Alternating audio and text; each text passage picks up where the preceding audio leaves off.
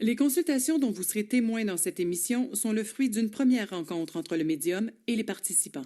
Aujourd'hui, on vous présente Louise Goyette, une mère de famille de 6 enfants et une grand-maman aussi de 6 petits-enfants. Quand les plus jeunes partent pour l'école le matin et que son mari camionneur prend la route, Louise n'entre pas au bureau comme la majorité d'entre nous. Non, le métier peu orthodoxe de Louise, comme le disent ses proches, c'est de parler avec les morts.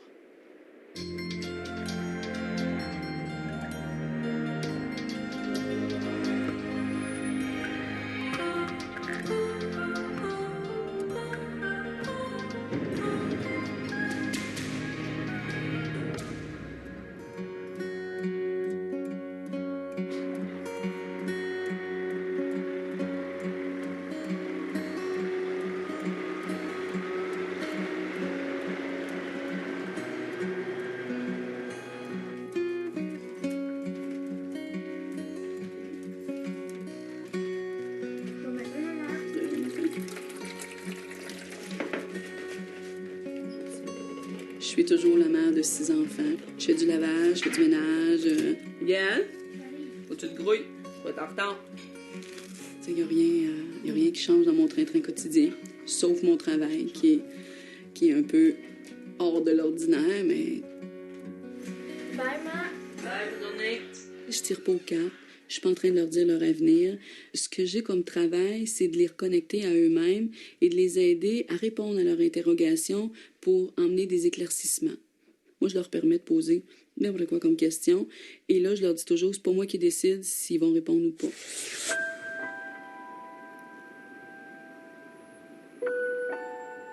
Juste savoir à qui on s'adresse aujourd'hui. À qui t'as envie de parler. À qui? À Vincent. Oui, à Vincent. Qui est Vincent pour toi? C'est mon garçon. OK. Est-ce que ça fait longtemps qu'il est parti? Oui. Oui. Ça va toujours faire trop longtemps, mais ça fait 1 an. Ça fait 1 an. 1 an et 1 mois. OK, c'est quand même pas beaucoup. Non. C'est bon. Alors, le temps que j'écris, je ne parle pas. Après, je vais arrêter, je vais te relire. La même chose quand je pose des questions. Je lui laisse répondre à certaines questions. Après ça, je te relis, puis on continue. Oui, bon.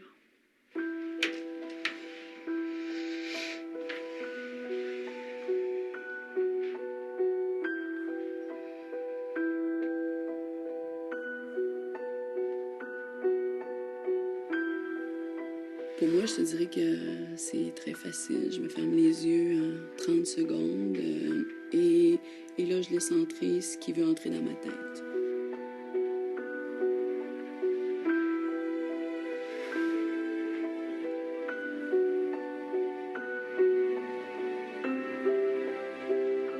Vincent, c'est le deuxième de 3 enfants.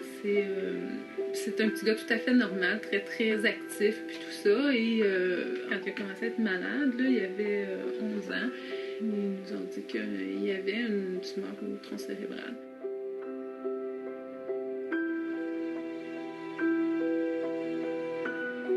Ça a été très rapide. Il a commencé à avoir des symptômes au début de mars.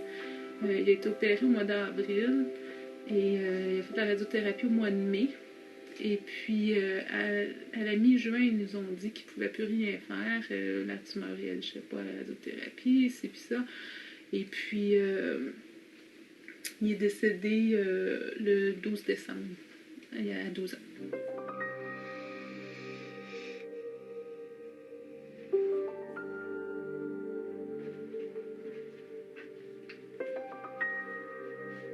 En fait, on connaissait une médium des États-Unis avec qui on avait déjà eu des contacts et puis on a parlé à Vincent.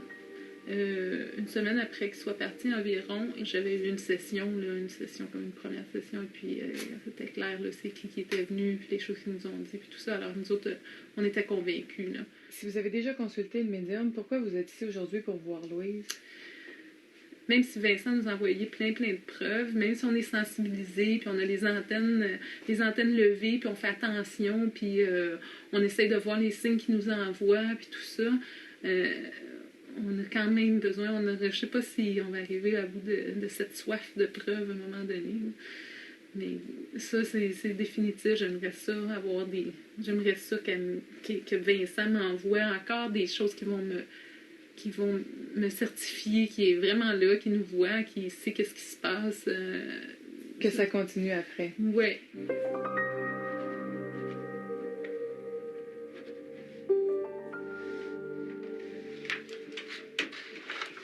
OK. C'est drôle parce que je le sentais très excité à être là. Puis et dans sa façon de me le dire, c'est comme si c'était pas la première fois que tu parlais avec lui depuis qu'il était parti. Il me dit allô, maman. Il dit bien sûr, il dit comme je suis heureux et tout excité que tu viens prendre de mes nouvelles. Cette fois-ci, je peux t'assurer que je vais beaucoup mieux. C'est tellement important pour moi de te le dire, car je sais fort bien.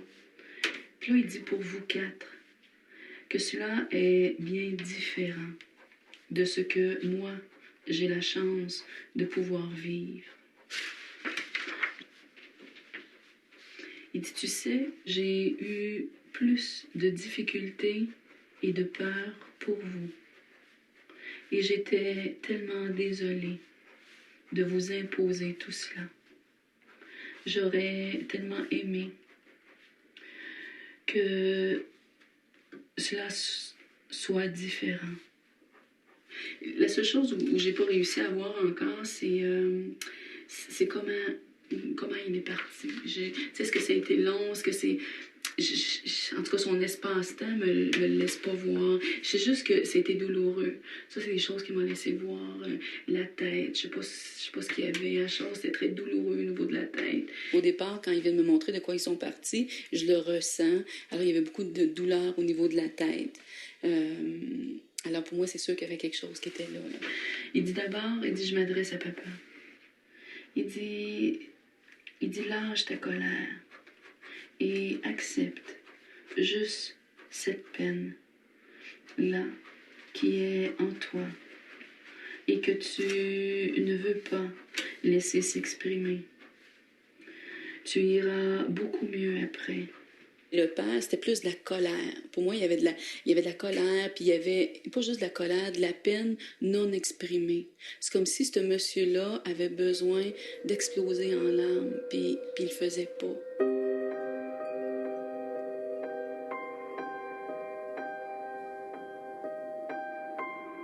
C'est vraiment mon mari qui a le plus de difficultés à passer au travers en ce moment. Là. Il est très, très en colère.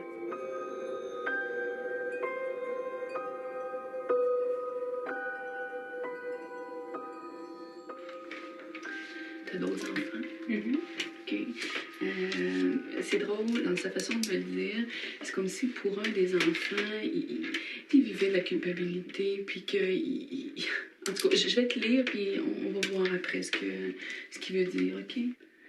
S'il te plaît, dis-lui qu'il a le droit d'être heureux, que tout soit terminé, que je comprends ce qu'il a dû endurer et que je l'aime et que je ne suis pas fâchée.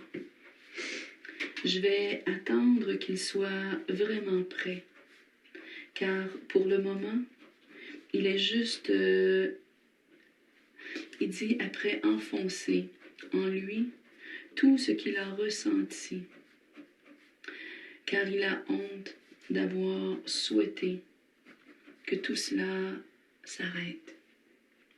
C'est comme si à un moment donné, il y en a un qui en a eu comme ras-le-bol puis qui avait envie que ça s'arrête. Pour moi, c'était clair que ce message-là, il s'adressait à son frère. Au départ, pour moi, il s'adressait à un garçon. Et c'était pas au père. C'était pas dans ce qu'il me laissait ressentir. Ça s'adressait pas à un adulte. Ça s'adressait à un enfant. Alors, le lien était, pour moi, c'était le frère, là.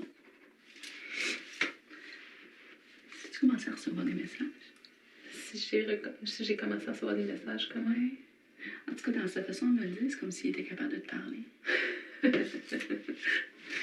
Ben, c'est une des choses que j'aimerais qu'il commente ou que quelque chose. Parce J'étais ingénieure.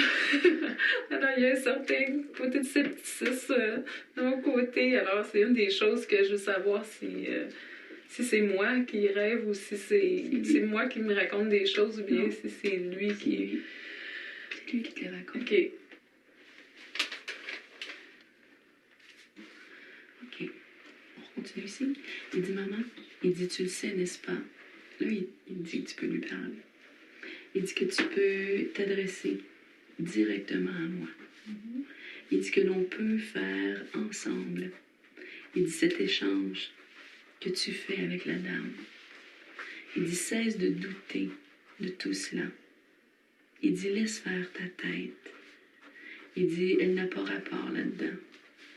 Il dit apprends à te faire confiance et à me faire confiance. Ça, je peux te dire que c'est pas quelque chose que je reçois souvent. Non? Que quelqu'un va dire qu'il est capable de parler, de s'adresser directement à quelqu'un, c'est pas quelque chose que j'ai vu souvent. Depuis le nombre d'années que j'en fais. Alors, pour moi, c'est clair que tu es capable de lui parler. C'est clair que tu es capable de faire la même chose que ce que je suis en train de faire là. Qu'il y a quelque chose en toi. Il te reste juste à faire ce qu'il dit, à lui faire confiance, puis à finir par avoir confiance en les messages qui passent, puis ce qui est là.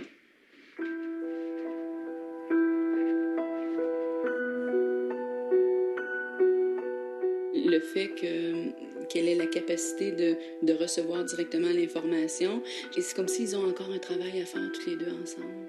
Lui, il a encore besoin d'elle, dans le fond, comme pour passer ses messages. Je pense qu'il y a des messages à passer, cet enfant-là. Il dit je t'aime et je reste là. Il dit pas tellement loin. Il dit car comme pour vous, il dit j'ai encore besoin de vous. J'ai envie encore d'être apaisé avec vous et par vous. Ensemble, on peut encore faire un bout de chemin. Il dit de façon différente. Tu comprends? Pour lui, c'est important que tu finisses par laisser aller ce qui est là, puis de prendre ce qui est là. Je sais pas, il m'a juste pas montré. Est-ce que c'est par l'écriture? Est-ce que c'est dans des messages? Est-ce que... Je sais pas. Il me le dit pas. Mais il me dit que toi, tu le sais. Il me dit que toi, tu le sais. Là, il me parle d'un ourson. Il me parle de glaçon. Il dit mon cœur. Il parle de glaçon? Oui, je sais pas c'est quoi.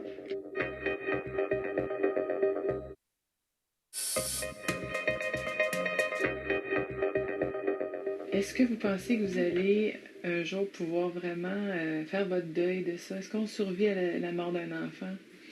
Je vais-tu finir par faire mon deuil? Je pense qu'il y en a une grosse partie de mon deuil qui est déjà derrière moi.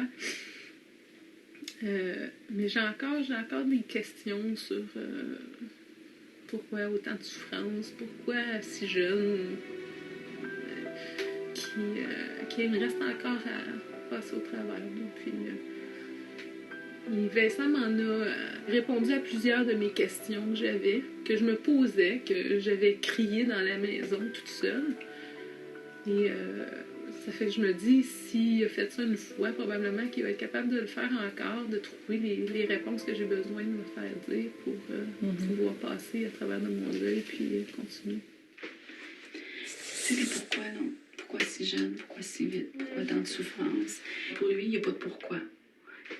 Il dit, maman, il dit, tous ces questionnements ne t'apportent rien. On ne peut rien y changer. Il dit, je t'aime à jamais. Là, il me parle d'un ourson. Il me parle de glaçon. Il dit, mon cœur... Il parle de glaçon? Oui, je sais pas c'est quoi. C'est drôle, c'est comme s'il me montrait l'hiver. Je sais pas s'il aimait l'hiver ou... il me parle des glaçons. Il me dit... Puis là, il dit, mon cœur. Puis il dit, au revoir, je t'aime. Les mots qu'ils mettent à la fin, soit que ça te dit quelque chose là maintenant, ou soit que ça va dire quelque chose dans un petit bout de temps. Tout le long de la rencontre, presque depuis le début, il me montrait des images d'hiver. Moi, je comprenais pas c'était quoi le rapport, mais en même temps, je trouvais très joyeux de me montrer des choses d'hiver. Et à la fin, quand il m'a parlé des glaçons, la seule image que j'avais, c'était une fenêtre, une maison et des glaçons.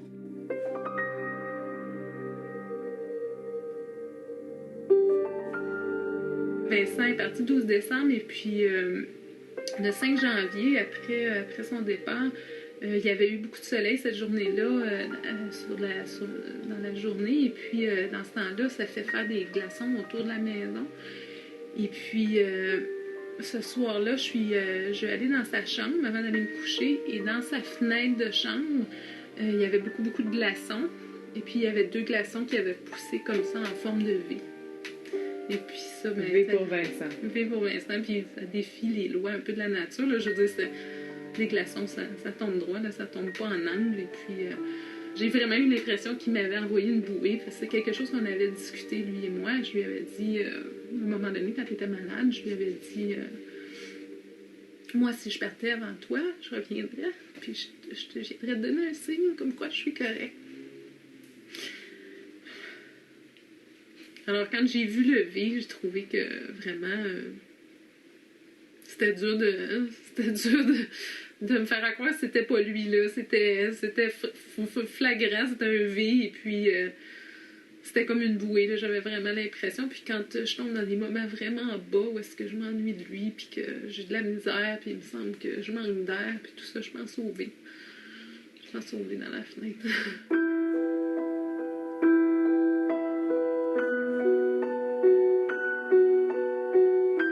Les glaçons, j'ai aucune idée de ce que c'est.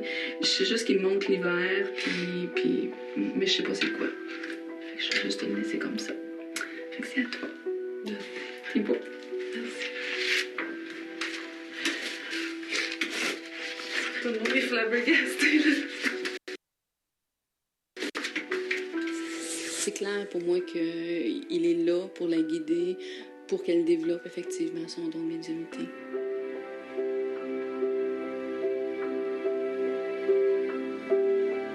Le fait qu'elle m'a dit que j'allais être capable de connecter avec Vincent, ça, je l'ai beaucoup cherché ça. Parce que, oui, c'est vrai que premièrement, l'autre médium me l'a dit, que j'allais finir par être capable de communiquer avec lui.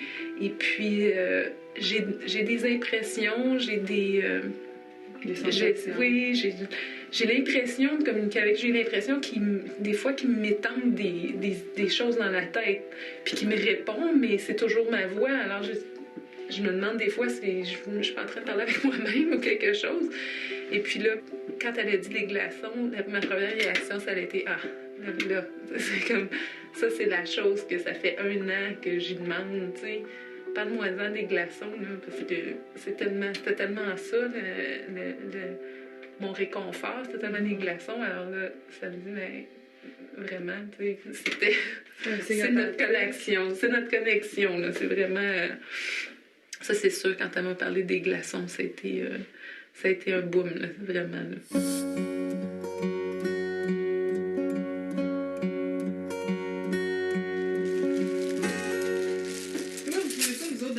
Médium?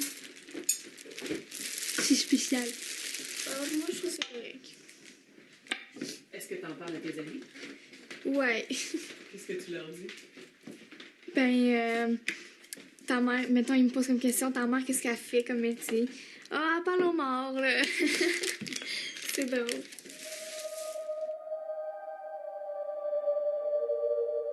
Est-ce que déjà, tu avais des dons psychiques à l'enfance? Oui. Maintenant, je sais que oui. OK, dans ce temps-là, je ne savais pas, là. Mais maintenant, je sais que oui. Je dirais, tu sais, déjà, ado, bon, j'ai fait partie d'une chorale pendant des années. Et dans une église, il y a comme beaucoup d'énergie. Et on s'est amusé à vouloir faire venir des entités, des affaires, juste pour le fun, de faire du fun. Puis c'est là où j'ai commencé pour la première fois à avoir des auras. Avec l'énergie qu'il y avait là, la façon dont je me suis mis à regarder les gens, je me suis fait découvrir que j'étais capable de voir qu'il y avait un champ énergétique alentour des gens. Et c'est à partir de là, mais j'y croyais pas et je connaissais pas ça non plus.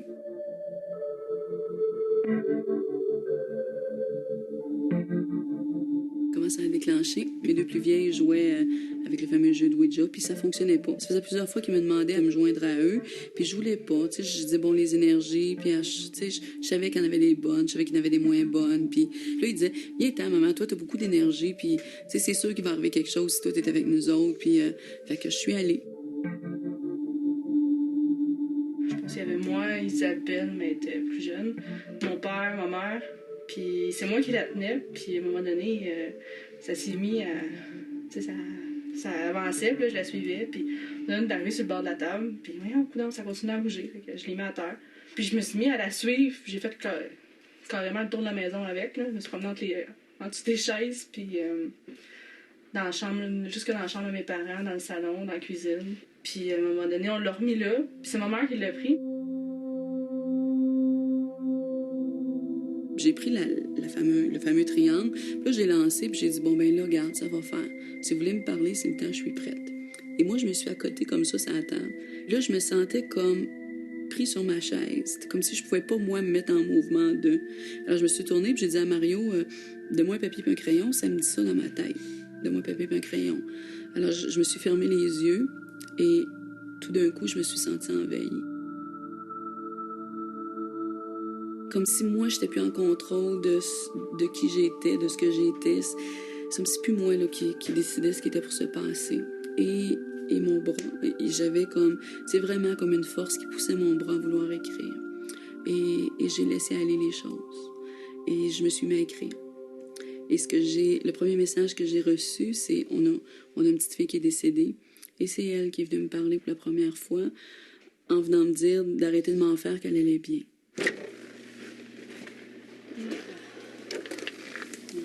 Ouais.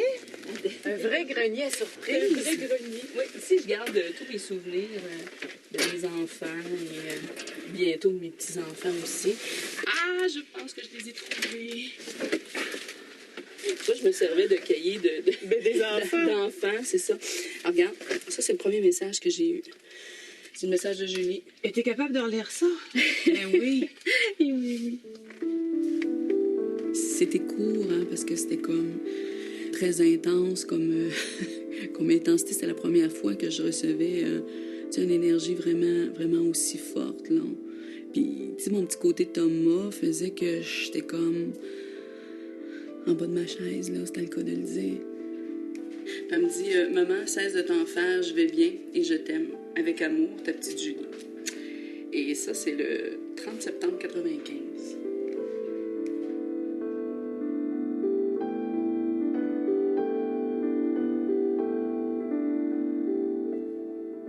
Je suis restée toujours avec le doute de est-ce que j'avais fait ce qu'il fallait? Est-ce que j'avais fait ce qu'il fallait pour elle? Et bon, et c'est un peu ce qu'elle est venue répondre quand elle est venue me parler, en me disant de cesser de m'en faire. Pour moi, ça voulait tout dire. Ça voulait dire qu'elle était bien, puis que j'avais fait ce qu'il y avait à faire. Fait que ça venait comme un peu faire la paix avec toute cette histoire-là. Et après ça, tu t'es mis à écrire, à avoir une tonne de messages. Dans ces messages-là, à un moment donné, au début, ils t'ont dit, les guides, que tu aurais 7 enfants. Oui, je vais te montrer. On dit combien d'enfants allons-nous avoir? Et ça, le plus drôle là-dedans, c'est que c'est avant qu'on ait nos derniers enfants qu'on a adoptés. C'est vraiment, ça s'est passé quelques mois avant qu'on accueille Miguel. Quand vous avez posé cette question-là, tu avais 3 filles et Julie était déjà décédée. C'est ça. Donc, j'avais eu 4 enfants. Et là, on me dit, quand je vous ai demandé combien d'enfants on aurait, ils m'avaient répondu 7. Il m'avait dit que j'étais pour avoir 7 enfants. Est-ce que tu as fait le saut? Oui, ma première réaction, c'était de leur dire êtes-vous malade? Parce que, écoute, c'était comme, voyons donc, là. Nous, ce qu'on voulait, c'était d'en avoir un autre. On voulait un fils parce qu'on avait juste des filles. Alors, on avait fait une demande d'adoption pour avoir un garçon. Mais qu'est-ce qui s'est passé? Vous avez eu votre garçon, mais il ne venait pas tout seul? Non, c'est ça. Quelques mois après, on a aussi accueilli ses sœurs. Miguel avait 2 sœurs et on a accueilli ses sœurs. Et vous avez adopté la fratrie? Oui, c'est ça.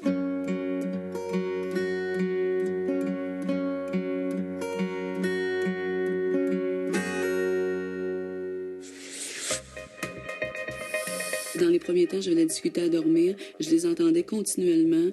Mon bras me faisait mal continuellement. Je voulais toujours écrire. Ben, je me rappelle à un moment donné, on était dans le salon. Puis là, genre, je pensais à un chiffre. Il fallait que ma mère, elle devine, tu sais, pour voir si ça marchait. Mais c'était hyper drôle. Est-ce que ça fait longtemps. Ben oui, elle réussissait toujours à trouver le nombre que j'avais dans la tête. Comment t'as fait pour développer tes dons psychiques, pour aller un peu plus loin? Du testage. On teste. Alors là, ce que je faisais, c'est que je disais aux gens que je connaissais qu'il m'arrivait une drôle d'affaire, que je recevais des messages, puis que je savais pas d'où ça venait, puis comment ça se passait exactement, mais c'était là. Alors là, je leur disais, on va s'adresser à quelqu'un que tu connais, pose des questions que toi, tu sais, mais que moi, je sais pas. Puis je vais voir ce que ça va faire. Alors, je te dis que les 2 premières années, c'était beaucoup ça.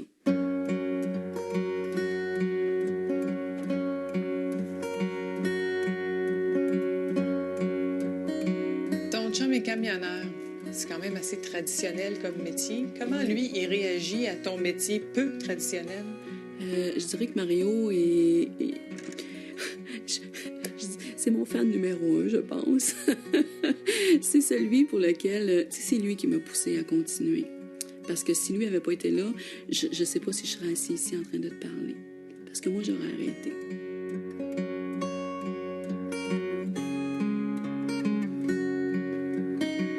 Mettons, Mario avait un problème mécanique sur son camion.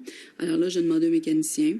Puis je demandais qu'est-ce que le camion avait. Et je te dirais que 9 fois sur 10... je trouvais ce que le camion avait. Puis, en mécanique, là, je peux te dire que plus zéro que moi, ça n'existe pas. Ça veut dire que tu es branché avec des guides qui ont été mécaniciens dans une autre vie? Eh oui. Eh oui. C'est moi qui fais son inspection mécanique.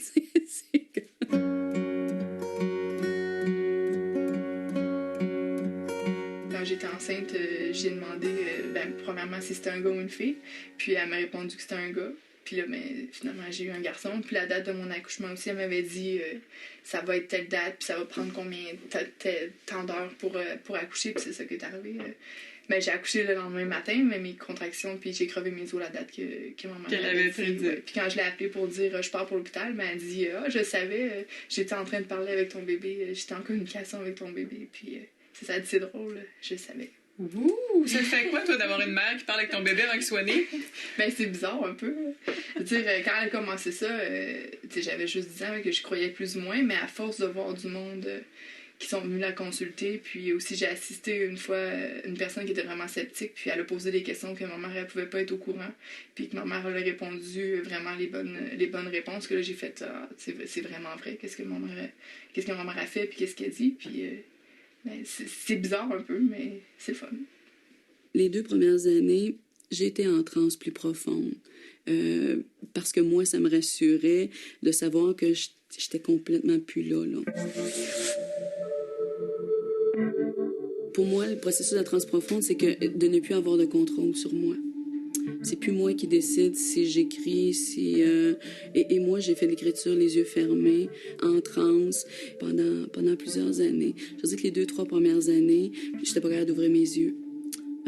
Fallait que je descende en transe plus profonde. Alors, ils prenaient comme un peu le contrôle d'eux, et moi, j'avais l'impression que je voyais, mais mes yeux étaient fermés.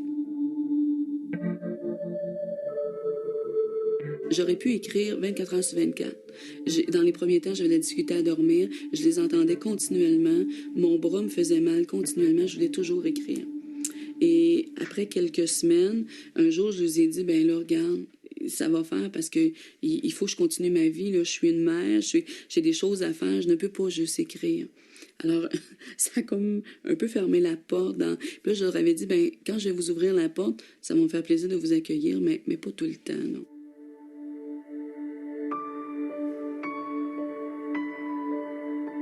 Dans les premiers temps, c'était mon grand-père qui était mon guide parce que pour moi, il était rassurant. Et c'est à lui que j'ai donné la job de décider qui entrait et qui n'entrait pas. Et tranquillement, mon grand-père s'est transformé en ce guide sage-là qui est là maintenant. Alors, je suis plus dans cette est-ce que je peux accueillir celui-là ou je peux pas l'accueillir? Ou, pour moi, quand il est là, c'est parce que c'est bon puis je peux l'accueillir. Ça a pris plusieurs années avant que je l'assume. Avant que j'assume le fait que, tu sais, même si j'y croyais, même si les doutes étaient partis, même si tout ça, puis que je le faisais presque à tous les jours, il restait qu'en société, je gardais un petit côté où on n'en parlait pas. Mais à un moment donné, c'est les enfants qui t'ont forcé à le faire. Ton fils a dit en 2e année, ma mère parle avec les morts. Et voilà. Salut, Miguel, comment ça va? Oui, ça va bien. va bien, oui. Ça a grandi. Oui. On se disait tout ce que nos parents ils faisaient comme métier. Puis moi, j'avais dit, ma maman, elle parle aux morts. Connaissant toute l'histoire familiale, puis connaissant Louis, je dis, écoute, je dis, pas t'avoir connu, possiblement que j'aurais appelé à la DPJ, faire un signalement. Je dis, voyons donc, un enfant qui me dit, ma mère parle aux morts, ça n'a quasiment pas de sens, là. Fait que c'est sûr que l'anecdote a fait du tour, puis on a bien rigolé avec tout ça, là. Mais venant de Miguel, je pense que c'était tellement spontané que ça pouvait pas faire autrement que d'être vrai.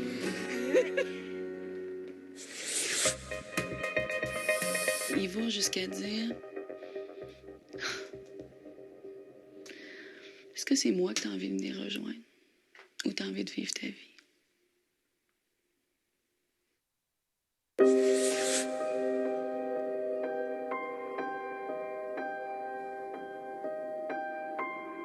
Fais juste me dire à qui tu as envie de parler. C'est sûr, au départ, à mon frère. OK. Fais juste me dire son nom. Stéphane. Stéphane, ça fait combien de temps qu'il est parti? Ça va faire 6 ans cette année. OK, 6 ans. Parfait. T'es prête? Oui. On y va.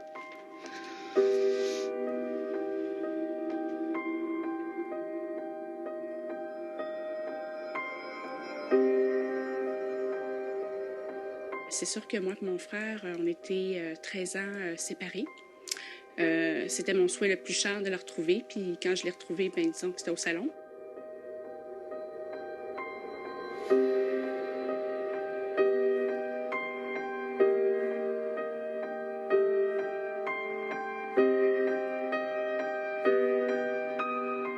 Nathalie, est-ce que c'est la première fois que vous rencontrez un médium? Oui, c'est la première fois. Pourquoi est-ce que vous voulez rencontrer Louise aujourd'hui? C'est un moyen pour moi de reprendre rendez-vous avec lui. Le rendez-vous qu'on a manqué il y a 13 ans, de le retrouver aujourd'hui. C'est ma façon, moi, de pouvoir reprendre contact avec lui pour voir là, pourquoi qu'on s'est pas vu.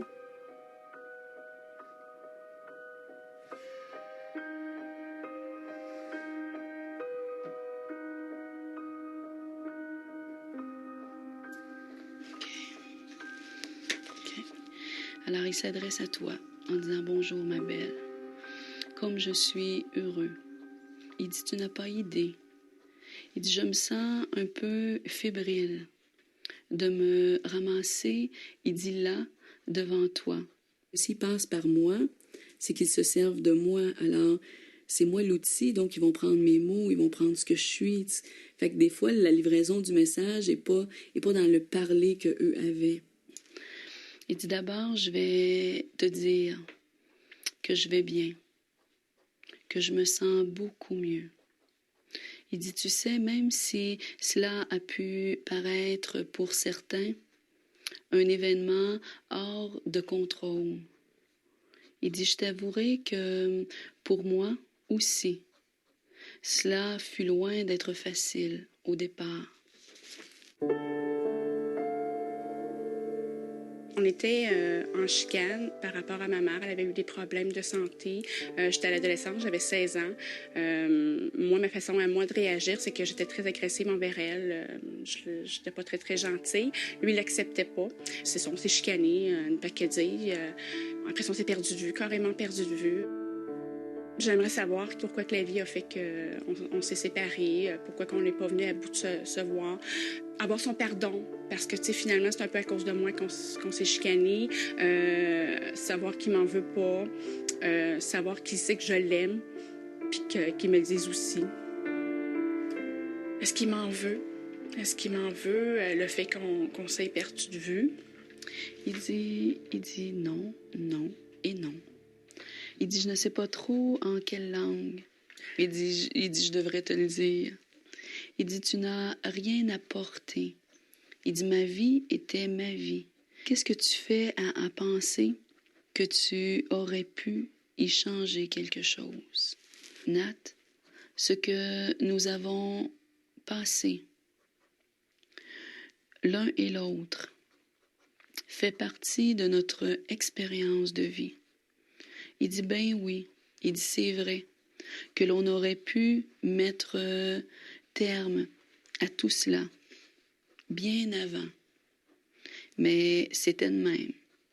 Puis là, il dit, tu sais, Il dit, j'ai travaillé très fort pour être là où je suis maintenant. Et c'est important pour moi que tu saches que je suis maintenant fort heureux. Tu vois, au départ, tu sais, c'est comme si c'est quelque chose qui s'est fait comme très rapidement. Tu sais, on est parti de « je suis là » à « je suis pas là », puis je comprends pas trop ce qui m'est arrivé.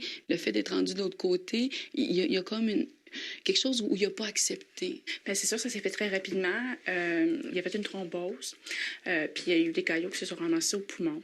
Fait que c'est sûr, ça a été brutal. Puis quand il est mort, ben, on s'est retrouvés au moment où il est mort. Okay. J'ai retrouvé mon frère dans sa tombe. Fait que c'est assez spécial comme retrouvaille. Fait que c'est peut-être ça aussi qu'il n'acceptait pas, finalement. OK. Je vais te relire tout de suite parce que je vais comme rajouter les choses qu'il y a entre. OK? Il me dit « Je n'ai rien fait pour et je n'ai rien fait contre. » Dans ce qu'il m'a laissé voir, c'est que oui, il y avait des signes et oui, ça lui a fait peur et il aimait mieux pas les regarder. Okay. Tu comprends? Alors, c'est vrai qu'il y aurait peut-être eu le choix de changer de direction, mais c'est pas ça qu'il a fait. OK? Il me dit que sa job, c'est un peu de venir te brasser, c'est-à-dire de venir dire, garde, c'est assez, là, t'attends quoi, là? Qu'est-ce que t'attends? Et il va jusqu'à dire, est-ce que c'est moi que t'as envie de venir rejoindre ou t'as envie de vivre ta vie? On est là. OK? Et... Tu sais, il dit que le sabotage qu'il lui a fait envers lui, ben... T'es bien équipé, toi aussi. OK? Elle a la même problématique que lui et elle n'y fait pas attention. Elle n'en prend pas garde. Elle croit qu'on a une heure de fixer puis que cette heure-là, ben, peu importe ce qu'on fait ou qu'on fait pas, ça va arriver. Puis c'est pas ça qu'il est venu lui dire. Hein. Il est venu lui dire que lui aussi, s'il s'en était occupé, ben, il serait pas parti aussi rapidement. Alors, il lui a demandé si elle voulait faire la même chose que lui.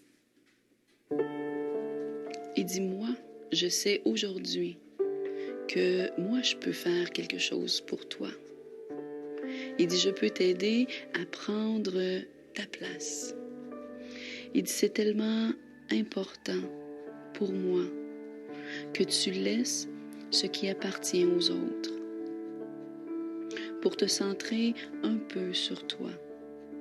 Il a envie que tu reprennes ce qui t'appartient, que tu laisses aux autres ce qui leur appartient pour que tu puisses enfin vivre ce que toi, tu te dois de vivre.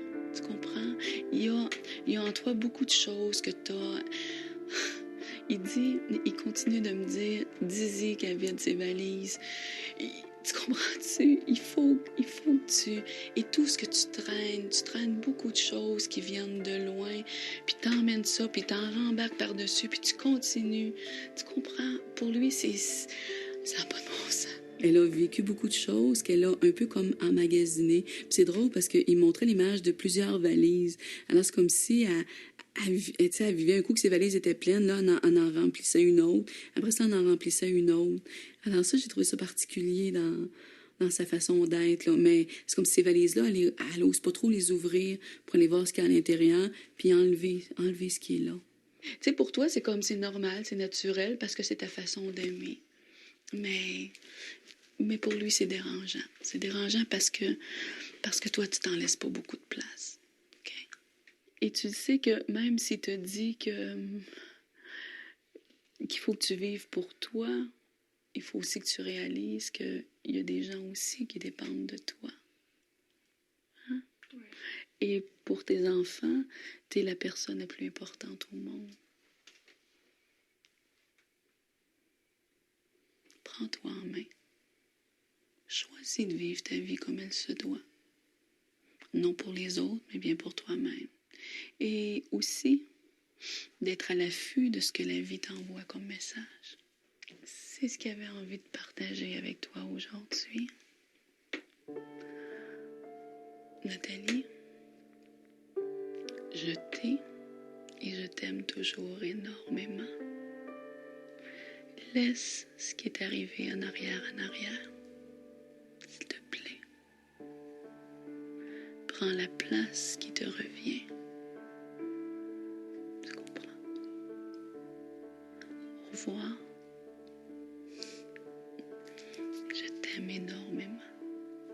Je t'aime aussi.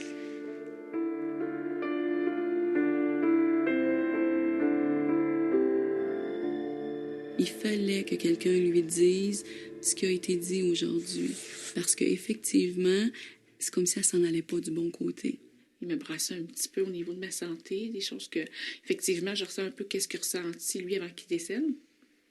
Puis je l'écoute pas, fait que... Mais je m'écoute pas, finalement, fait que ça a été émotionnellement parlant difficile. Alors, ce côté-là de la santé, ça correspond vraiment à ce que tu vis? Oui. Oh oui, énormément. Je ressens des malaises, puis que je me dis, bah, ça doit pas être ça, ça doit pas être ça.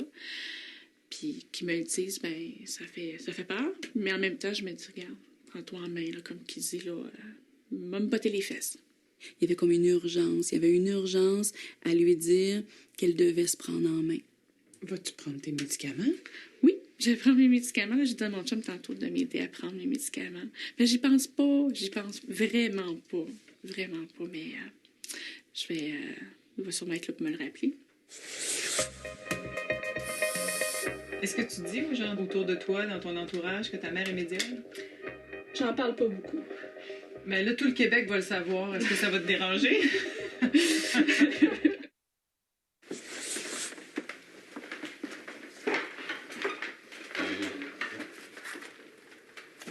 Comment les gens autour de toi ont réagi quand tu leur as dit « Bon, je suis médium, moi ».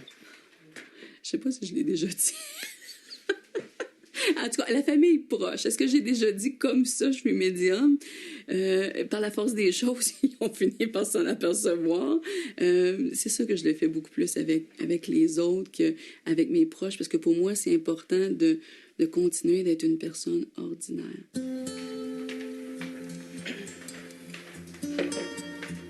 Est-ce que tu dis aux gens autour de toi, dans ton entourage, que ta mère est médium? J'en parle pas beaucoup. Moi, j'en parle pas. Mon chum le sait, c'est sûr, mais je l'ai caché pas mal plus que d'en parler.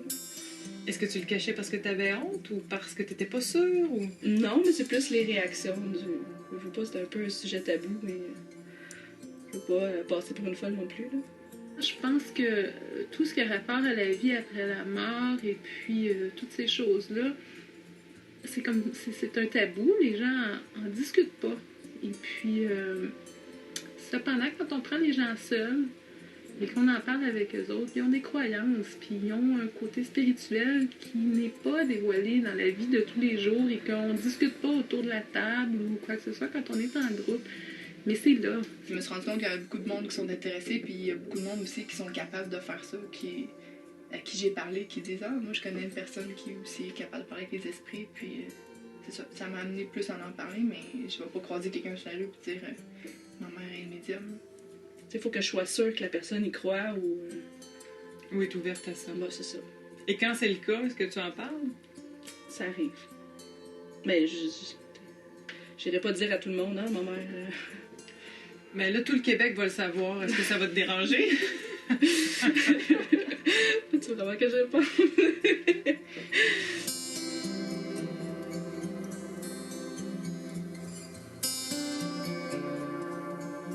Mais il doit y avoir des gens qui partent d'ici déçus.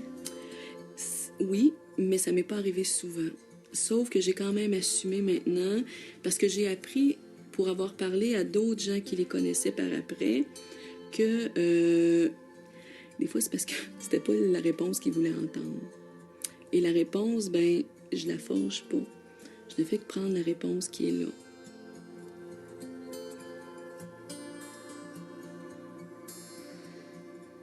Ce que j'ai comme travail, c'est de les reconnecter à eux-mêmes et de les aider à enlever ce qui est là pour qu'ils puissent continuer leur chemin d'une meilleure façon. J'ai le goût de la revoir. Je me laisse un laps de temps là, à mettre en pratique ce que mon frère a dit, puis revenir voir s'il y a encore le goût de me botter les fesses. Là. À tous les fois où j'ai douté, où je me suis demandé, est-ce que je continue? est-ce que ça apporte quelque chose à quelqu'un, qu'est-ce que je fais là, tu sais? Et à tous les fois, j'ai soit rencontré quelqu'un que j'avais vu, soit j'ai reçu une lettre, soit j'ai reçu un téléphone de quelqu'un que j'avais rencontré en consultation puis qui me dit t'as aucune idée de comment t'as changé ma vie. Alors, ça me disait à tous les fois, ben regarde, t'as pas le choix, faut que tu continues. Alors, c'est ce qui fait que je continue.